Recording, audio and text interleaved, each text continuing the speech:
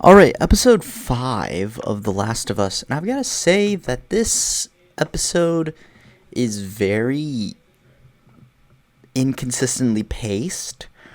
Um it is a pretty good episode. Like it's really cool moments, but it's just so awkwardly paced. And especially since as me and my friends were talking, as we knew what the subject matter of this episode was going to be, we were like, so next week's going to be a flashback, right?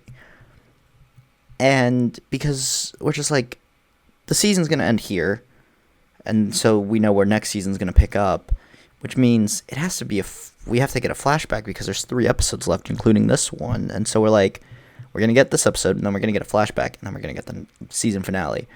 And I gotta admit, this episode does do a good job of setting up the flashback episode way more than like the first season did with setting up the flashback episodes. So, like, I really do like where this episode ends. It's just that the beginning is just so weird. But then once we get to the middle and, like, the real meat of the episode, it's, like, really good and consistent. So, yeah.